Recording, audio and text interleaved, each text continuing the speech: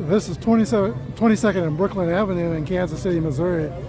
The iconic location of the Kansas City Municipal Stadium. And I just see Bob Kendrick is arriving.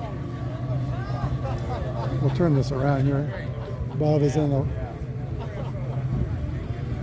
white hat, and he is the president of the Negro Leagues Baseball Museum. He'll probably be speaking today. This is going to be a rededication of the plaza that memorializes Municipal Stadium in Kansas City. So many great players played here. Satchel Paige, Hilton Smith, two great pitchers. Willard Brown, an outfielder, Hall of Famer, played here. Not just the Kansas City A's, but the Monarchs made this their home. That was before the stadium was expanded with an upper deck upon the coming of the Kansas City A's. But we're here for this rededication, and it's going to start in just a minute.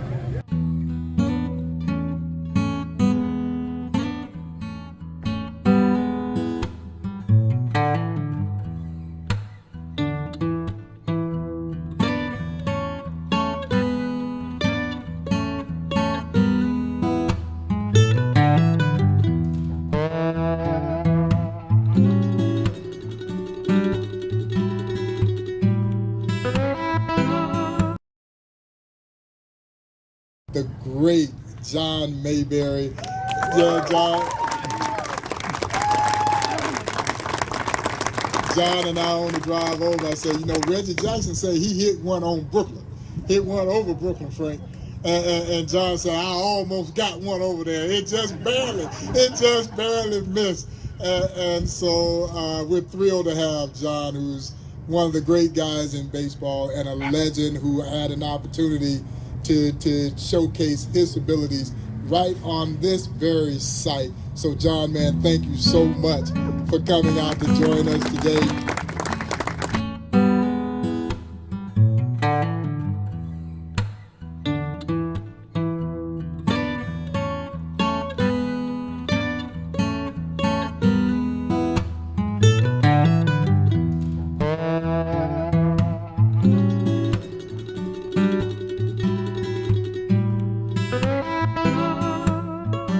On the agenda, this guy knows a lot about the history of this site that we're standing on, this very hollow site that we're standing on, and he is, of course, with the Kansas City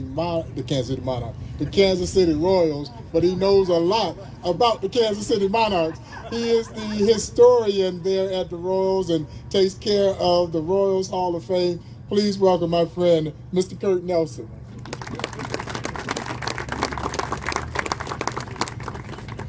Thank you, Bob. I wish I was with the Monarchs. If I was old enough, I'd definitely been with the Monarchs. You know, it's time for some storytelling, so I hope you're ready. So I'm going to tell you a little bit about the history of this particular place, because ballparks are special.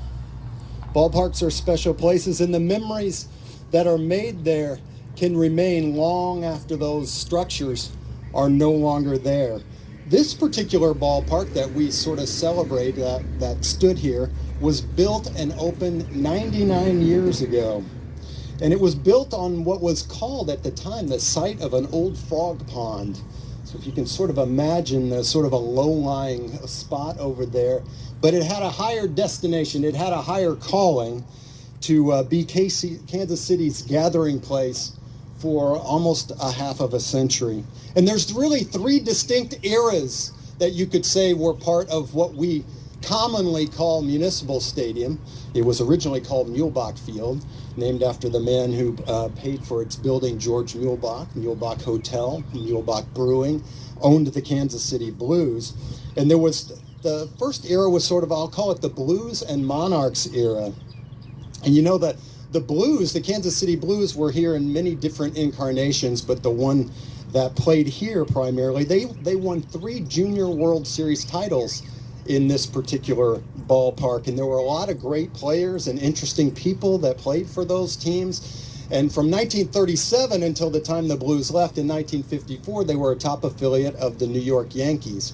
And we don't commonly in Kansas City like to hold the Yankees in our hearts much, But at that time we did, and there were a lot of great Yankees that came through here and played here in Kansas City. Whitey Ford, Phil Rizzuto, Mickey Mantle actually played here in 1951 after he had made his debut with the New York Yankees, as a matter of fact. He came back here and played for the Kansas City Blues. And Casey Stengel, before he became manager of the New York Yankees, and of course would go on and become a Hall of Fame manager, winning multiple World Series, came home to Kansas City. Yes, Kansas City was his home, and managed the Kansas City Blues right here in this ballpark. And I always like to point out about Casey because he's commonly remembered as somebody tied to New York, but his name is Charles Dillon Stengel. The only reason he's known as Casey is because when he was a young man and got to start playing pro ball, he went out and his teammates learned he was from Kansas City. And that is why his name is Casey Stengel forevermore. He was known as Casey Stengel because of his hometown here in Kansas City. Now, speaking of Yankees, Babe Ruth played in this ballpark. He did indeed. He came through here on many of his barnstorming tours. And in 1927, he did a barnstorming tour after that. In 1927, one of the greatest teams in all of baseball history. And he came through and barnstormed through here and played at this particular ballpark. It was the third time he had barnstormed in Kansas City. As a matter of fact, in 22, he actually came through and they played the Kansas City Monarchs in open defiance of the commissioner of baseball at the time in doing so. But the better angels of baseball's nature had Babe Ruth coming to play against the Kansas City Monarchs. And his teammate, who was actually with him on that last barnstorming tour, actually has a distinct tie to this particular ballpark. Lou Gehrig, one of the great players of all time. And of course, Lou Gehrig would have played even longer, and his consecutive games played, the Iron Man streak would have went on longer, except he was stricken with ALS. And if you remember, in 1939, he played his last major league game at the end of May of 1939. But it was not the last game of baseball he played. No, actually on June 12th, 1939, here at 22nd in Brooklyn, the New York Yankees, the defending World Series champions, came through to play an exhibition game against the defending Junior World Series champion, the Kansas City Blues, one of their top affiliates. And Gehrig was still traveling with the team. And the ballpark at the time held about 9,000 people, and supposedly there were 17,000 people, and I've only seen one picture that comes from that particular day, and people are standing or sitting on top of the concession stand, so I'm sure it was quite full. And Lou thought that there was a pretty good chance that they were here to see him, and he was probably right, so he decided he was going to play in that game. And he played the first 3 innings of that game. He had 1 at bat. He played three innings at first base and took himself out of that game. And indeed, that was the last game that Lou Gehrig ever played, was right here in Kansas City at 22nd and Brooklyn. Now, the Kansas City Monarchs. Gosh, we know so much about them, but there's so much to know. And they actually won Kansas City's first 2 World Series titles. The Royals won our 3rd and 4th.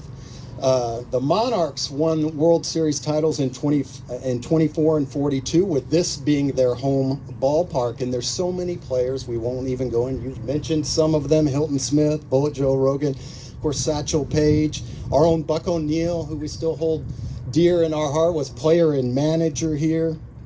But the one that I really like to focus on is Jackie Robinson, of course. And we know Jackie, he actually, that's his professional, we used to say his professional debut was with the Kansas City Monarchs, but we can now say with the imprimatur of Major League Baseball, though it's not necessary, but it's nice to have, that indeed Jackie Robinson didn't make his professional debut here with the Kansas City Monarchs. He made his Major League debut with the Kansas City Monarchs here. And as a matter of fact, it was on this very day, right over there, May 6, 1945, that Jackie Robinson made his debut with the Kansas City Monarchs and made his Major League debut. And if you do want to know, yes, indeed, he did get a hit. He was 1 for 4 with an RBI double. He scored a run, stole a base, and the Monarchs won 6-2 over the Chicago American Giants. So April 15, 1947, which we commonly have talked about it being his major league debut, we can now know more. He's righteously integrated the National League on that day, and did so with dignity and grace.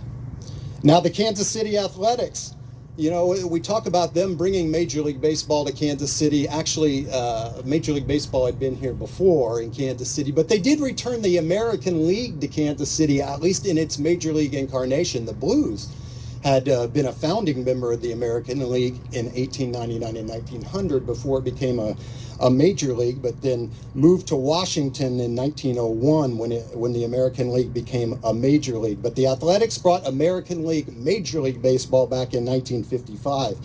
And in a course of Kansas City ingenuity and hard work between November of 1954 and April of 1955, and mind you, that is winter, the ballpark doubled in size, put an upper deck on it so it would be ready for Major League ball for the Kansas City Athletics in 1955. Now, the 1960 Major League All-Star game, the first of two played that year, was played in this ballpark.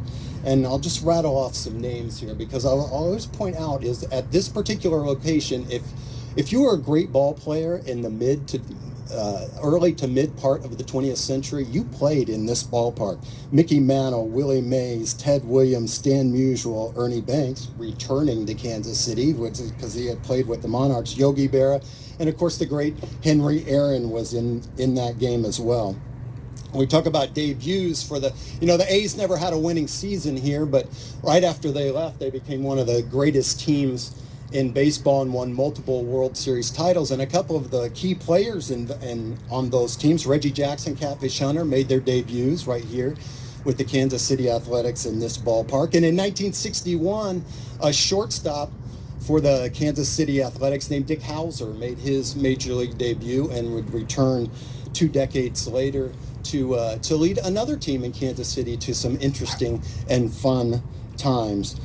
But after 1967, the A's left us and headed to Oakland, and I know that was a very sad time in Kansas City, but I'm very thankful that they did, to be honest with you, because that really led to the chance to have another team in Kansas City. And this particular time, it had been before that people had found a team for Kansas City.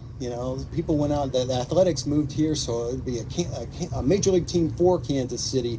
And after the A's left, that was Kansas City's opportunity to create and build Kansas City's team. And we like to think that we're holding up our legacy in that as the Kansas City Royals. And the Royals, of course, we played our very first game right here at this ballpark, April 8th, 1969. The first pitch was thrown by Wally Bunker. It was a ball. It was fastball, but it was thrown to Ted Eulander. And but he held them, the Twins, scoreless in that inning, and leading off for the Royals in the bottom of the first batter in Royals history was none other than Lou Piniella. And Lou is a man of, a little patience. And the very first pitch thrown by Ted Hall, he's hit for a double down the left field line and would score on a couple of pitches later when Jerry Adair got a base hit. And the Royals would go on and win that game in extremely exciting fashion. Joe Keogh had a pinch hit RBI single to drive home Joe Foy in the 12th inning, a walk-off win, 4-3. And the Royals era was often running with a win. And behind the mic was a young kid named Denny Matthews, who was the first one to say Royals win, and he's still doing that today. So we had our first winning season here in 1971. Amos Otis really became the first star of the Royals playing here. The debuts of Paul Splitoff, our all-time wins leader, right here at this ballpark. Steve Busby made his Major League debut, 2 no-hitters in his first 2 years. And a gentleman that's with us right here in front of me, I'm looking at him right now, Big John Mayberry. Big John Mayberry got his first hit as a member of the Kansas City Royals on opening day, April 15, 1972. But it was even more than that, because it was in the 11th inning, and he drove home the winning run. So the first hit that John Mayberry had in this ballpark, wearing a Kansas City Royals uniform, was a walk-off RBI single, giving the Royals an opening day win. There you go.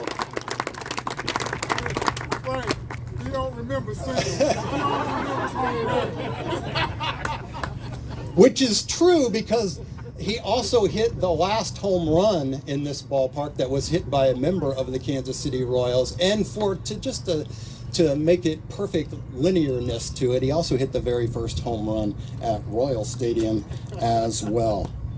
Now, Frank White, another gentleman sitting over here, he did not play in this ballpark. He would come in the other ballpark that's a little bit further away from here. But this ballpark has a very important part in the Frank White story and the Royals story. Not only did he go to Lincoln High School, right over there, which you can still see, and watched many a game here as a young man. He is a Kansas Citian through and through. But his story actually goes with the Royals Baseball Academy, and his tryouts for the Royals Baseball Academy happened right here at Municipal Stadium. So his story as in Royals history actually begins right here at Municipal Stadium, even though he didn't play here. Now, I will say, because this is cool to me, the final game ever played here by the Royals was on October 4th, 1972. It was a 4-0 win by the Royals, and it was a two-hitter thrown by a guy named Nelson. That's good for me. It was not me, and it was not no relation, but Roger Nelson, one of the great early Royals. So this spot was built for baseball, but there's a couple other things that I want to mention about it. It was a home of football too for Kansas City. When the Chiefs moved here, this was their first home ballpark as well, and it was their home ballpark when they won our first Super Bowl. So, and then the last game that they ever played here, Christmas Day 1971, unfortunately it was a loss, but it goes down in NFL history. It was then the longest game in NFL history, and it still is the longest game in NFL history. And from a cultural standpoint, in 1964, September 17th, 1964, the Beatles played at Municipal Stadium. It was the one and only time that the Beatles ever played together in Kansas City, and it has a great baseball story because it was not originally on their tour, their initial tour of the United States. And it was Charlie Finley, who owned the A's at the time, probably in a bid to impress his teenage daughters, was trying to get a Beatles concert in Kansas City. So he called their manager, and their fee at the time was $25,000 for a 30-minute, 10-song show. And so he thought, well, I'll offer double. I'll offer 50 and they'll come. And so he offered 50, and they said, the boys, that's the one off day on this tour and they're not coming. So he said, well, how about I'll double that? How about 100? Nope, it's an off day. The boys are not coming. So he said, how about 150? And they said, okay, we'll show up for that. An unprecedented amount of money at the particular time. And when they got here, Paul McCartney was asked, will you be playing more than 30 minutes for $150,000? And he said, no, we won't. We'll just play extra well. And I suppose that they probably did. And they started that particular show with a song that they had played before, but they hadn't played in a long time. And it was a play on the Lieber Stiller song, Kansas City. Kansas City, hey, hey, hey, hey. And they played it to open that. And then they liked playing it so much that a month later they put it on their second album. And it is still on that, and it is the song that we play at Kauffman Stadium after every Royals win. So hey, hey, hey, hey, it starts right here at Municipal Stadium. So, special things happened here. You know, the great American writer James Baldwin once said, perhaps home is not a place, but simply an irrevocable condition.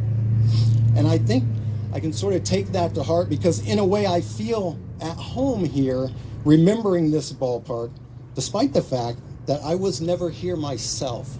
I never stepped foot into the ballpark to watch a game, but I feel like I have a connection with the place, even though I never stepped in it. It was Kansas City's field of dreams. It was built, and they did come, and it added to our culture and history. Therefore, it added to all of us, and it made us all eternally better for it. Kansas City Royal in Royal baseball history, given the fact that he is homegrown. He went through the academy. He literally helped build Kauffman Stadium and he's one of the greatest second basemen in baseball history. I say that as we look at this wonderful display of Otis Taylor here, and I've said oftentimes I've said that there were 3 players in this community who deserve to be in their sports halls of fame. Well, Buck O'Neil is at long last being inducted into the National Baseball Hall of Fame. Otis Taylor should be in the National Football League Hall of Fame. And this man, the Jackson County executive of our great county, and of course, Frank White, should also be in the National Baseball Hall of Fame. Please welcome Mr. Frank White.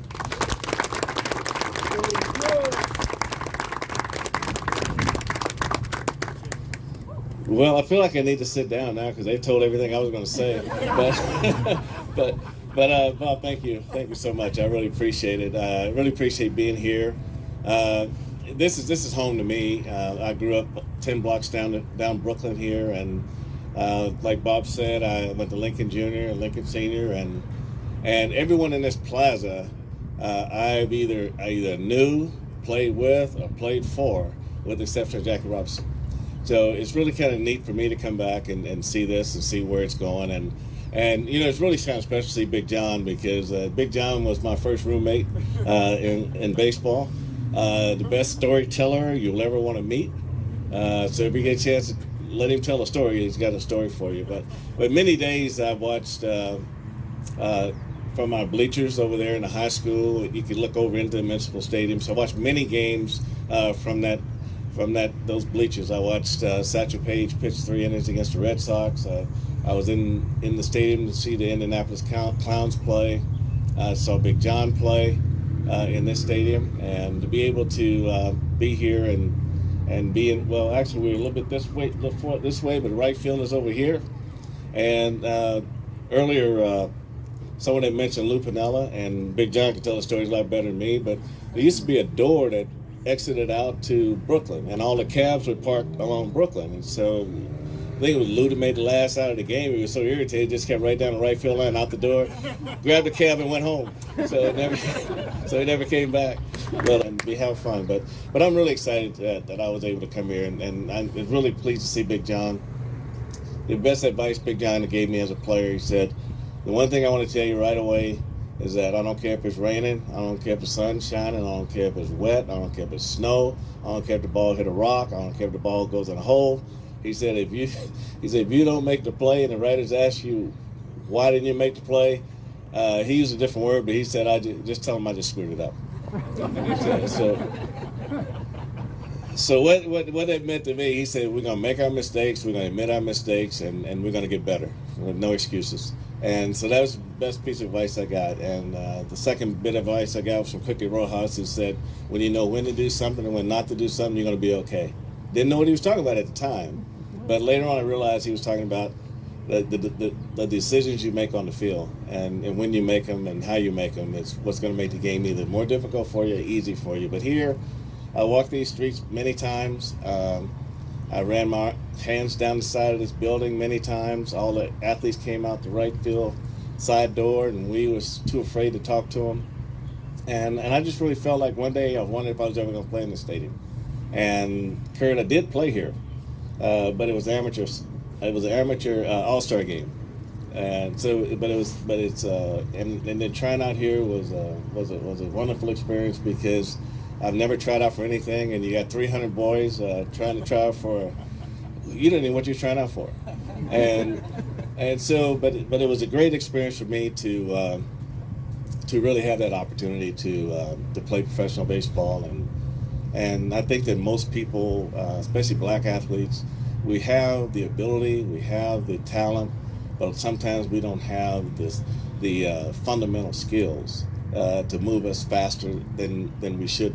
That move us faster than we want to move. Because to me, it's like what the academy did for me. We were able to do the same things over and over and over and over, and before you know it, it becomes easier for you.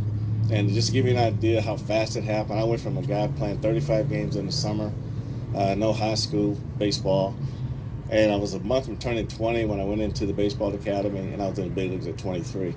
So it just happened that fast. And then having guys like John tutor me for another couple of years made it a lot better. But I just want to say I'm glad this is in my community. I'm glad it's going to get recognized even more. I want to thank Evergy for all the great work that you guys do for our community, and it's always nice to see companies give back to the community. And I don't think you could have picked a better project for this grant, because I think that these guys are so deserving. And I was honoring Bobby Bell the other day, and Bobby is probably, to me, the greatest athlete to ever play here in Kansas City. But just super. I just can't even. I'm all choked up, Bob, because when you get athletes honored like this, and you know them, and you played with them and played against them, it's really fun, and it makes me think that what I did was even more special. And I just want to say that I'll venture here more. And where's Sean? Well, Sean was with the city, and I came through here a couple of years ago. I didn't like the way it looked, and I called Sean. I said, Sean, we got to do something. And Sean came over. He sent people over. They cleaned it up, because these guys are great. These guys are to be respected. These guys were more than just baseball players. And in the words of Kareem Abdul-Jabbar, he said, as athletes, we are usually told to play and just shut up, just play. And he said the thing that as an athlete, what you want to do as a black athlete is you want to be a significant player.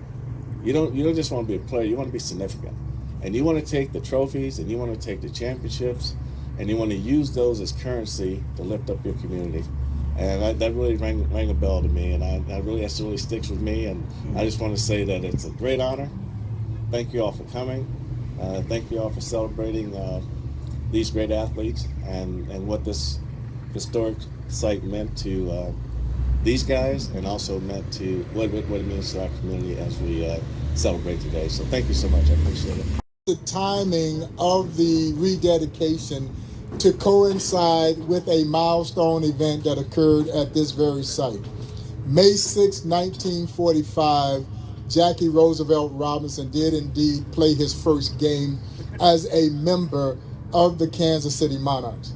And as I mentioned, as with baseball and the baseball world are now commemorating 75 years of his courageous first step on the field as a member of the Brooklyn Dodgers, forever changing the game of baseball, but more importantly, forever changing this country.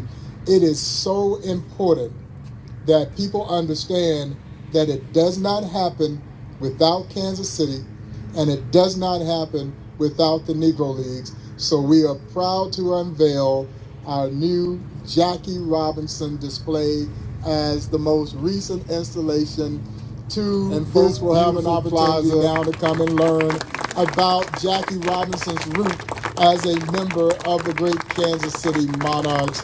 And so again, special thanks to all of our partners. You've heard from all of them: Draw Architect, BMG Advisors, our friends over at Evergy,